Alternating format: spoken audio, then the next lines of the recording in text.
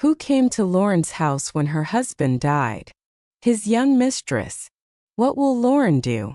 Will she chase away her unfaithful husband's mistress? Or will she decide to help the girl? What will prevail in Lauren's heart? Anger, resentment, or mercy? If you want to hear more exciting stories about the difficulties and victories of women over 60, subscribe to our channel and click on the bell under the video. Enjoy watching. Part 1. Loss. A month ago, Lauren Sanders buried her husband.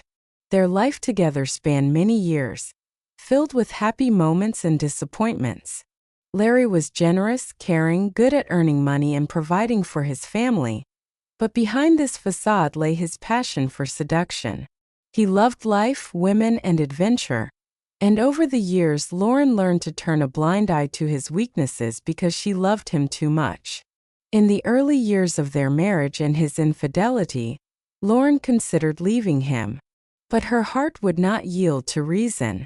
She stayed with him for love and for the sake of their children, 2 sons and a little daughter, who are now grown up. The eldest son, Joseph, followed in his father's footsteps, becoming a successful lawyer, strict and somewhat aloof, as if he had raised himself.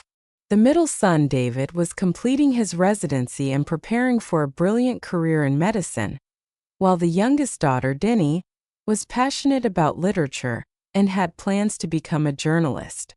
Every day when they visited for a short time, Lauren felt both joy and emptiness. Joy at their success and emptiness at the fact that they were leaving to return to their cities, leaving their mother alone. Before leaving for college, her daughter tried to comfort Lauren. "Mom, it's time to think about yourself," Denny said, taking her hands. "Start living for yourself. You've always put your dreams on hold. You have money, freedom, and time. Everything you need to do something for yourself." Lauren nodded, smiled through her tears, and quietly murmured that she would try.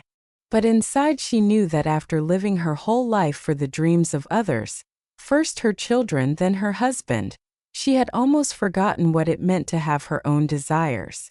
The house, once filled with laughter and noise, was now empty and unfamiliar. Every window reflected her longing, every chair a memory of Larry. It seemed that along with Larry, Lauren's own life had died. Part 2. An unexpected guest. A month after the funeral, Lauren sat by the fireplace in the evening, watching the dancing flames. She held a glass of wine in her hand, reflecting the light of the fire. The house was quiet, too quiet, as it always was after Larry's death. Suddenly the doorbell rang. It was sharp and insistent. "At this hour," she muttered and frowned. At the door stood a young woman with disheveled hair, eyes swollen from crying, and a suitcase with a broken handle. "I'm sorry," the girl tried to say, but her voice broke and she burst into tears, her words drowned out by her sobs. "Oh my God," Lauren sighed. "Come in." Lauren had to drag the suitcase into the house herself because her guest looked too pitiful to manage it. In the living room, Lauren handed the girl a glass of water. "Okay," she said firmly. "Drink up and explain who you are." The girl wiped her eyes with the back of her hand and croaked, I'm Susie, your husband's mistress." The air in the room seemed to freeze. Lauren clenched the glass so tightly that her fingers turned white. "Mistress?" she asked slowly. "So you came to his widow to brag?" "No." Susie cried and fell to her knees, grabbing Lauren's hand. "Please don't send me away. I have nowhere else to go." "Take your hands off me," Lauren snapped. "Do you even realize how crazy this is? You destroyed my marriage and now you've come to my house." Susie sniffed, then suddenly exhaled, staring at the floor. "You know, I never had a home. Never. My parents abandoned me. I grew up in foster homes. In one family, they kept me as a cook, in another, as a free nanny for other people's children. At 17, I married the first man I met. Stupid, right?" Lauren crossed her arms and replied coldly, That's your business. But what does that have to do with me? My husband turned out to be a monster, Susie continued as if she hadn't heard. He beat me, humiliated me, and I ran away from him after 3 years. Then I met Larry. He was kind. He bought me things, rented an apartment. For the first time in my life, I felt like a human being. Yes, I was his mistress and I knew he was married. But I also loved him. Loved him. Lauren smiled bitterly and drained her glass in one gulp. Thanks for the compliment. That's very comforting. Susie nodded stubbornly. I know how that sounds. But I have no one. I don't know how to work, I don't have a degree, I don't have a family, I don't have friends. And now I don't even have an apartment. Where am I supposed to go? To a shelter? To the street? Lauren jumped up, looking down at her. What does that have to do with me? What do you want me to do? Make you a bed in my house. Just for tonight. Susie cried, throwing up her hands. I'll leave tomorrow. I can't do it tonight. You have no idea what it's like to be left with just a suitcase and empty hands. She sniffed, then added unexpectedly, almost comically. Besides, the handle on the suitcase is broken. I tried to drag it along the sidewalk, and all the passers-by looked at me as if I were stealing my own misfortunes. Lauren involuntarily twitched the corner of her mouth, but immediately frowned again. You're lucky I still have some wine left. Oh, I wouldn't say no, Susie said cautiously, as if testing the waters. If you don't mind. Cheeky, Lauren said and poured herself another glass. You do realize I should kick you out, don't you? Of course, Susie nodded quickly. But not today. I promise to sit quietly like a piece of furniture. Even quieter than that vase. She pointed to the antique vase on the dresser, and Lauren suddenly imagined the girl sitting motionless on a chair at night. For a second, she almost laughed. She closed her eyes, sighed, and waved her hand. Fine. Just for one night. Tomorrow we'll decide what to do next. Susie sniffed, then suddenly hugged her knees. Thank you. You have no idea what this means to me. Let go, Lauren said sharply, trying not to give in. Go to the guest room. When Susie disappeared behind the hallway door, Lauren sat for a long time staring at the fireplace. Her heart was still boiling with anger, but somewhere inside, a new feeling was stirring, anxious, dangerous, and somehow alive. God, she whispered into the void. What have I just done? Part 3. Breakfast for 2. The morning was clear and quiet, but Lauren's house was filled with an unusual sense of unease. She held the phone in her hands and took a long time to gather her thoughts before dialing her eldest son's number. Hello, Joseph. She began cautiously. I need to talk to you. Mom, is everything okay? Her son's voice had its usual sternness mixed with concern. Lauren took a deep breath. Something strange happened at our house this morning. A young woman suddenly appeared. Her name is Susie. And, she paused, afraid of her own words. She was Larry's mistress. There was a sharp intake of breath on the other end of the line, then a voice full of shock. What? Mom. What are you talking about? Dad's mistress. In our house? You let her in. Lauren felt her heart sink. Yes. I didn't know where else she could go. She was all alone after his death, she said quietly. Are you out of your mind? Joseph shouted, his voice filled with panic and rage. You have no right to let someone who destroyed your family into the house. Even if she really is alone, we don't owe her anything. I know, Joseph. Lauren sat down on the sofa and closed her eyes. But something inside me wouldn't let me just throw her out on the street. Mom! Joseph almost shouted. This is your house, your peace. You have to protect yourself. Lauren clenched her hands into fists and took a deep breath. I'll give her breakfast. Then I'll make a decision. Breakfast. Joseph laughed through his irritation on the other end of the line, but his laughter sounded nervous. Mom, you can't let her stay. Don't let her take advantage of you. Lauren nodded, even though he couldn't see her. I understand. I promise to be careful. But for today, breakfast. She hung up and headed downstairs. The kitchen was filled with morning light. Susie sat at the center of the table, her hair tousled, her eyes swollen from crying, her shoulders slumped. It seemed as if she hadn't slept a wink all night. Lauren froze in the doorway, her heart tightening with mixed emotions. Anger, confusion, and a strange feeling of pity. Good morning, Lauren said, her voice trembling slightly. I'll make you breakfast. Susie smiled quietly and nodded, as if it were the first piece of good news she'd heard in the last month. Lauren went into the kitchen, filling the air with the smell of fresh coffee and bread, and thought to herself, breakfast. That's all I can give right now. Breakfast and a little time to figure out what to do next. She didn't yet know that this meeting would change them both more than she could have imagined. Part 4. Susie stays at Lauren's house. After breakfast, Lauren stood at the window and looked out at the garden in the morning light. The sun's rays fell softly on the old flower beds, and for the first time in a long time, a light silence seemed to reign in the house. She took a sip of coffee and thought, if she stays for just a couple of days, nothing terrible will happen. The house is big, there's plenty of room. I can't just throw someone out on the street after all. So Lauren decided to give Susie some time. The girl seemed so vulnerable that every time Lauren looked at her, she felt a strange sense of responsibility, a mixture of pity and unexpected relief. The next few days were strange and a little awkward.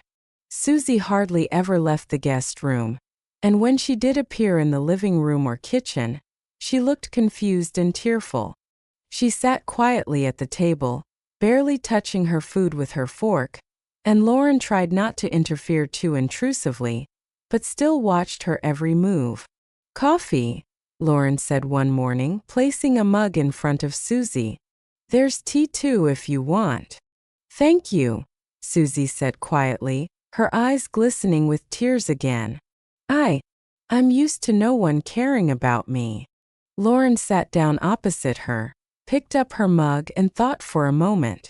Her own life seemed empty and monotonous, as if the years were slipping by. But now, taking care of Susie, she felt a strange excitement, an almost forgotten feeling, that someone really needed her help. You don't have to be like that, Lauren said gently. I understand that it's hard for you right now, but don't think that I'm only here because you need a place to stay. Susie flinched slightly, and a smile timidly touched her lips. I know, she whispered. It still seems so strange. And at that moment, Lauren decided that Susie would stay in her house, at least for a few days, until they found a better solution. Every morning, Lauren made breakfast and coffee, trying to make it a familiar ritual. She watched as Susie slowly got used to the house, to the smell of freshly baked bread, to the light reflecting off the antique table. And strange as it may sound, Lauren felt something like lightness inside her. A feeling that she was needed again, that her care mattered. Lauren understood that the time they spent together was gradually changing her as well. Even her habit of solitude began to recede, giving way to new emotions, albeit cautious ones for now. Part 5. The women go out to have fun. Several weeks had passed since Susie had arrived at Lauren's house. Then one morning, Lauren decided it was time to stop feeling down and start enjoying life again. She turned to Susie. Susie, Lauren said, how about we go shopping? We'll update our wardrobe, and at the same time, I'll see what you think of my clothes. Susie perked up as if Lauren had offered her a real adventure. Mrs. Sanders, she exclaimed, smiling. That's a great idea. I'd be happy to help you. Lauren was embarrassed. She wasn't used to anyone evaluating her clothes, but she admitted to herself that there might be some truth in it. Her whole past had revolved around her family and home, and she rarely thought about herself. In the shop, Susie came alive. She boldly and enthusiastically evaluated every item Lauren happened to put in the basket. "Oh, Mrs. Sanders," Susie exclaimed, holding up a blouse. "This is boring. And the skirt? It's as flat as a wall. No one will want to look at you in clothes like this." I thought it was decent," Lauren muttered timidly, embarrassed. "Decent?" Susie repeated with a slight smile. "I'd say it's too old-fashioned. Let me show you how it's done." Susie took the initiative. She easily picked out new dresses, blouses, jackets, and skirts for Lauren, combining colors that Lauren would never have chosen herself. Each item she put on reflected not only style but also a mood that Lauren had long forgotten. Boldness, confidence, and lightness. When Lauren first looked at herself in the full-length mirror after trying on her updated wardrobe, she barely recognized herself. New colors, modern cuts, details that emphasized her figure and face. It all seemed amazing and unfamiliar. She looked several years younger. "Mrs. Sanders," Susie said with a smile, "I'm not done yet. Tomorrow we're going to the beauty salon. You deserve a complete makeover." The next day, Lauren got into the car with trepidation, but also with secret joy. Susie took charge of the arrangements. Haircut, styling, coloring, makeup. Everything was under her careful guidance. The salon staff listened to Susie's instructions, and Lauren quietly laughed at how energetically and cheerfully the girl commanded the process. When the work was done, Lauren barely recognized herself. Her hair shimmered with a soft sheen, her makeup accentuated her eyes and cheekbones, and the smile she saw in the mirror for the first time in months was sincere and natural. "Mrs. Sanders," Susie declared with a touch of theatricality, "it's simply indecent for such a beauty to stay at home. It's time to go out and be seen." Lauren remembered that the women in her wealthy neighborhood had long invited her to join the women's club. "Okay," Lauren said quietly, smiling at herself in the mirror.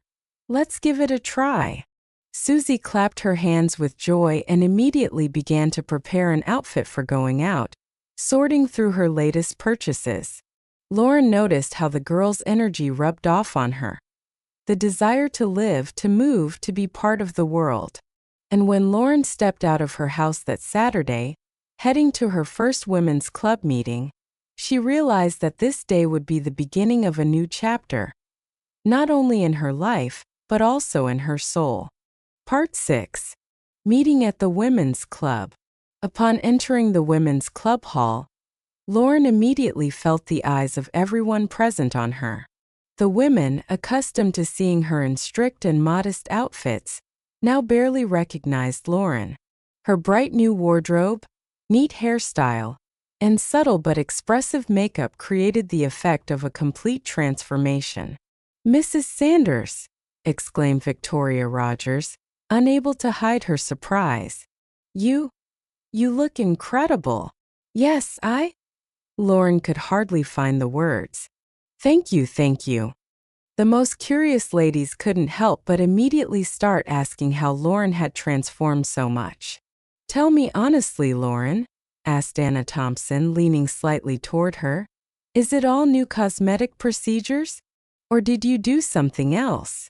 Lauren thought for a moment and suddenly had an idea. She smiled mysteriously, looking at the attentive faces. "My dears, it's all thanks to my personal consultant," Lauren said with a touch of theatricality. "And of course such services are not cheap at all."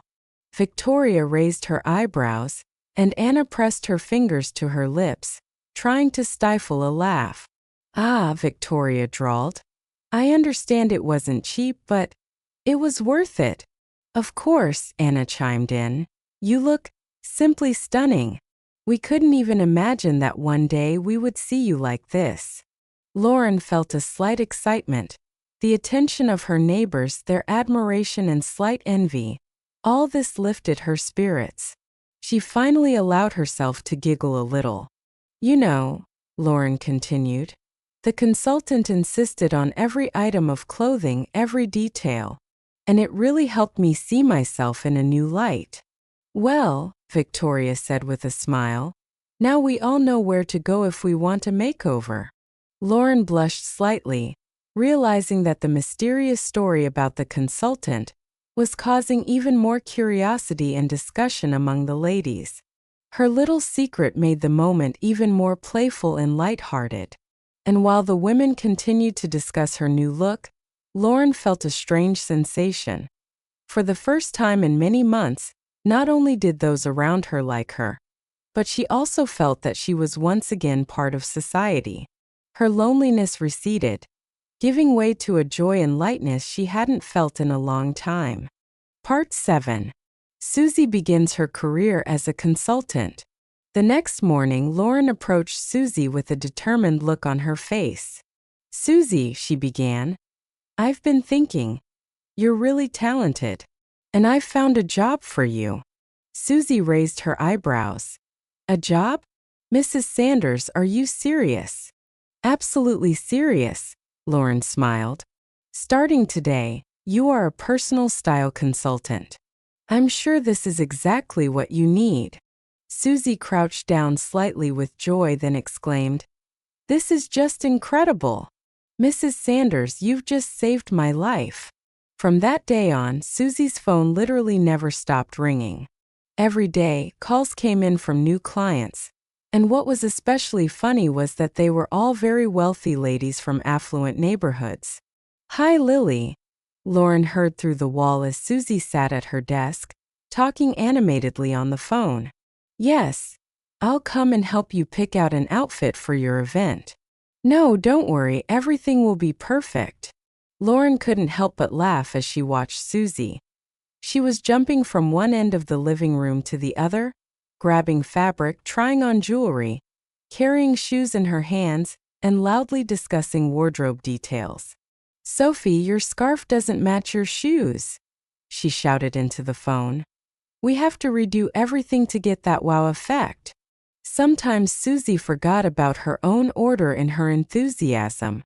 Things from the fitting rooms were scattered all over the house, and Lauren, passing by, politely picked them up and put them on chairs. "Susie," she said gently one day, "maybe we should calm down a little?" "No, Mrs. Sanders," the girl objected, clutching a bright scarf. "We can't afford to make a mistake. Every detail matters." And indeed, her approach was flawless. Despite the chaos, the customers were delighted. They laughed at her passion and dedication, and then happily agreed to all her recommendations. "Oh, Susie," said one of the customers, an elderly lady with an exquisite scarf, "you really see me as I can be. I never thought it was possible." "See, Mrs. Thompson," Susie whispered happily, "I told you I could do it." Lauren, watching the girl, felt a strange and pleasant sense of pride. Susie, once confused and lost, was now literally blossoming, and her energy was contagious to everyone around her. Sometimes there were comical moments. For example, one customer mistakenly came in wearing a huge hat that hid half her face. Susie, without losing her composure, gave a mini lesson on choosing headwear right on the street, attracting the attention of passers-by. "Nina," she said loudly, adjusting her hat, "we want you to shine, not hide." Lauren couldn't help but laugh, imagining how the neighbors in their neighborhood, if they saw this, would immediately start discussing it at the club. Susie also put her little secret tricks into practice. She organized mini competitions between clients, asking them to choose the best pair of shoes or the most expressive accessory, turning the process into a fun game. The women laughed, argued, and rejoiced, and every day Susie felt that her talent was finally in demand. "Mrs. Sanders," she said one evening, wiping the sweat from her forehead. I just didn't know I could be so useful. Yes, Lauren smiled. But I've known that for a long time. You just didn't believe in yourself. And at that moment, Lauren felt that their little team was working perfectly. Susie was thriving in her new job. Lauren was enjoying watching it. And their home was once again filled with life, laughter, and joy. Part 8. Farewell. Several months had passed since Susie arrived at Lauren's house. The house was once again full of life, laughter, and energy, all thanks to the young woman who had once barely been able to keep herself afloat. Every day, Susie met with clients, organized consultations, selected outfits, did makeup, and styled hair. Lauren's house had turned into a real beauty salon and fashion center for the neighbors, but at the same time, the girl gradually felt that it was time to move on. One evening, Susie walked into the living room, where Lauren was already sitting with a glass of wine. The young woman's face was unusually serious. Mrs. Sanders, Susie began quietly. I need to talk to you. Lauren felt a slight uneasiness. She immediately understood that this was going to be an important conversation. Of course, Susie, sit down, Lauren said softly, inviting the girl to sit next to her. You know how grateful I am to you for everything. For the second life you gave me, Susie sighed deeply. For the chance to believe in myself. But I realize that I have to move on. To start my own life, independent of you and this house. Lauren froze for a moment. Her heart tightened as if someone had suddenly touched her very soul. She knew this moment would come sooner or later, but she still felt a slight pain.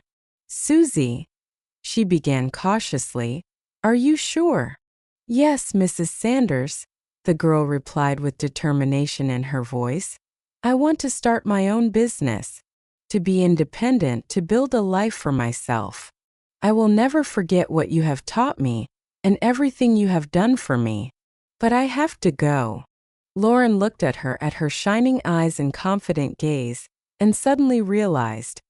Yes, Susie was no longer the lost girl who once stumbled into her house with a suitcase with a broken handle. Now she was a strong, confident woman, capable of building her own destiny. I will always be proud of you, Susie, Lauren said, trying to hold back her emotions. And if you ever want to come back, my door is always open to you. Susie smiled through her tears. Thank you, Mrs. Sanders, for everything. The next day, the girl packed her things, checked that every detail of her new business was ready, and finally, quietly but confidently, crossed the threshold of Lauren's house. Lauren watched her from the window, clutching a mug of hot tea, and for the first time in a long time felt pride mixed with a slight sadness. The house seemed quiet again. But now Lauren knew that it wasn't emptiness, but space for a new life that she herself could enter. A few weeks later, Lauren sat by the fireplace, holding an invitation to a fashion show organized by one of Susie's former clients. She smiled as she remembered all the moments she had spent with the girl, and felt that she herself was ready for a new chapter in her life. Bold, bright, and full of hope. And although Susie was no longer there every day, her energy, laughter, and inspiration remained with Lauren forever, like a quiet but strong bridge between the past and the future, between loss and rebirth. Most importantly, Lauren remembered that she had dreams, her own dreams. For example, to go on a trip around Europe. Moreover, there are many wonderful shops in Europe, and new shopping experiences await her there. And perhaps even a new life.